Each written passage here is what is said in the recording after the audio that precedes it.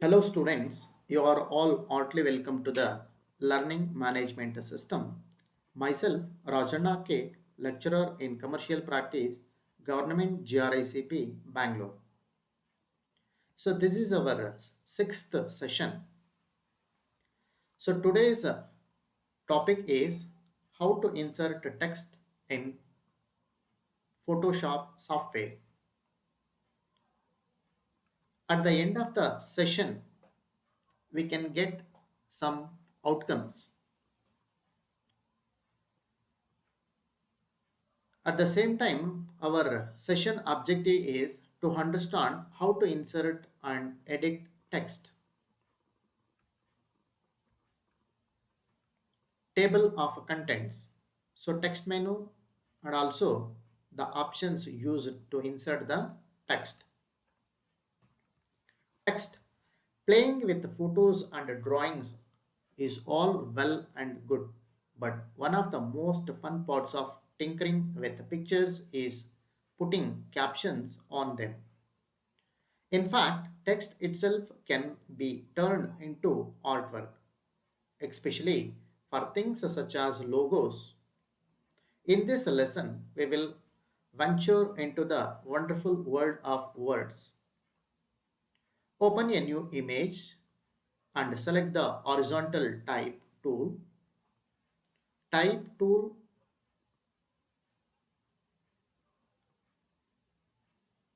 So here I only use the vertical type tool for typing Japanese. Next, look at the type menu, whatever shown on right. So here in the text menu, you are getting some parts. So in item number one is the toggle icon that lets you switch between horizontal and vertical type. As I mentioned earlier, it is useful mainly if you are typing in Japanese and want the text to run vertically. If you try to use a regular English text, all it does it rotate the text 90-degree clockwise. The second item is the pull down menu that lets you select the font. Personally, I use this menu more than just about anything else because I absolutely adore playing with the different fonts.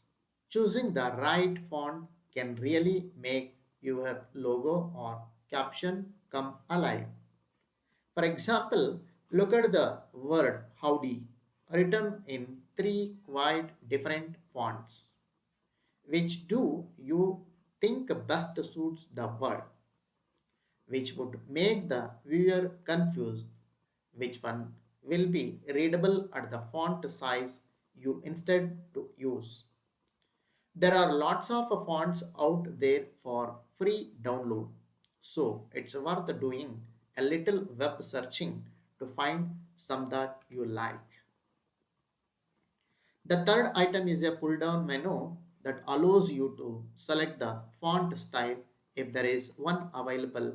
Some fonts have styles such as bold or italic that you can choose, but many don't, so the usefulness of this varies. Number 4 marks the pull down menu governing font size. This is another extremely useful menu. Number 5 is a pull down menu that lets you change the anti-aliasing of the text. Anti-aliasing makes the borders of the letters smooth.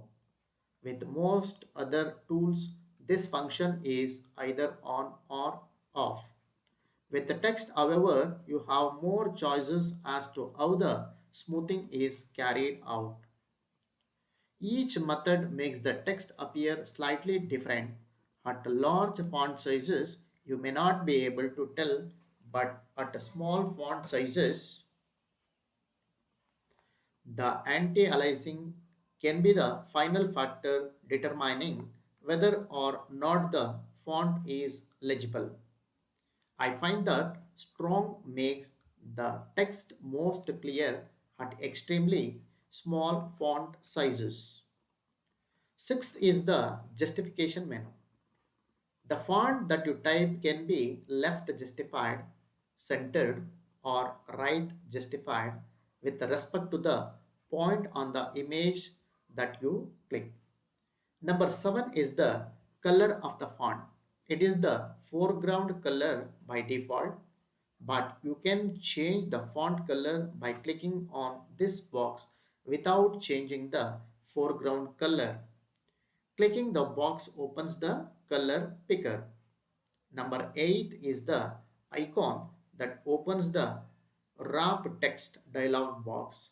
This has the effect of bending and twisting the text into different shapes as illustrated above.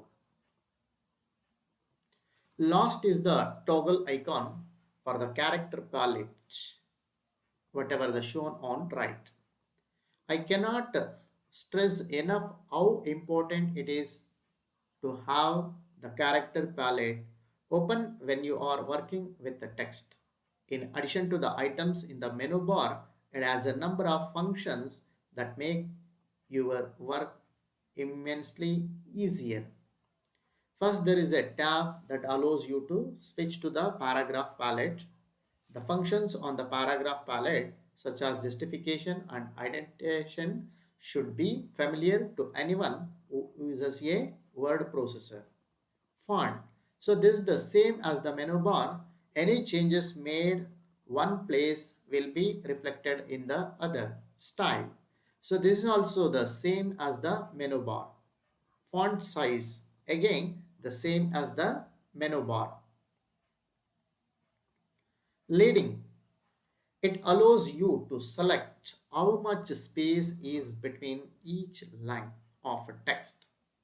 By making this number smaller, it reduces the amount of blank space between lines. So this is convenient because it allows you to fit more text in a limited space. You can also use it to spread lines further apart. Vertically scale. You can increase or decrease the height of the font without affecting its width. Horizontal scale. To increase or decreases the width of the font without affect its height. Tesium. This is a Japanese term for a function that scrunches characters closer together. Tracking. This is a similar to Itesium in that it can squeeze characters closer together, but it can also spread them further apart.